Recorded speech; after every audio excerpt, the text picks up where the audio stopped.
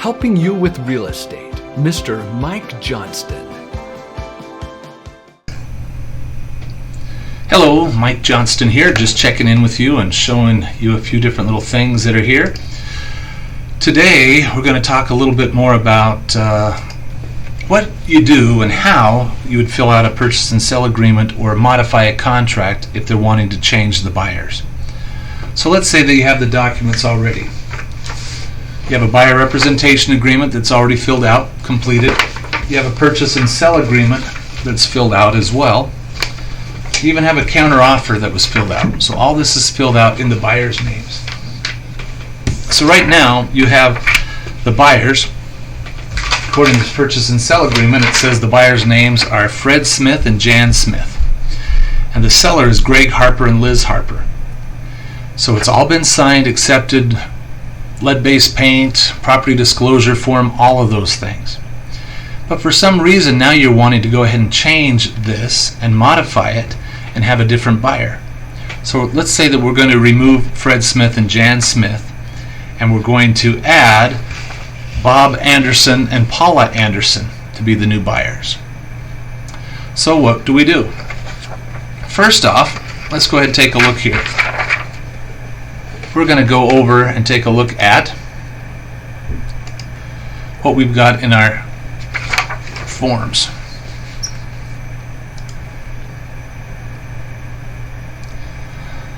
So right now in our purchase and sell agreement, everything has Fred and Jan Smith on it, and that's fine because that's what we really need to have. But we're going to go ahead and put together an addendum.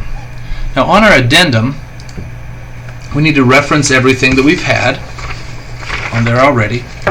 So we're going to reference the dates and everything, the address, and the current buyers' names. So Fred Smith and Jan Smith. Even though we're putting this addendum together to change it into different people's names, we need to start with the contract how it is. So we have the original buyers and the sellers, and we put down buyers, Fred Smith and Jan Smith are to be removed from the contract. Bob Anderson and Paula Anderson are to be added as the only buyers on this contract. Then what we need to do is this particular addendum, we need to go ahead and get Fred and Jan Smith to sign it agreeing to be removed from the contract.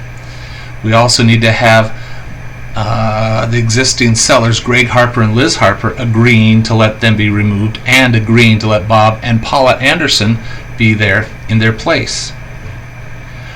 After that's been signed by those four individuals, we now need Bob Anderson and Paula Anderson to go ahead and sign this document agreeing to be added onto this contract.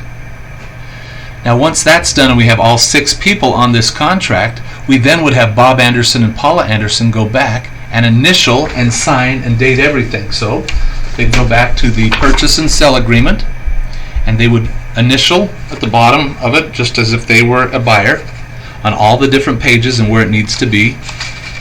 So they would do that.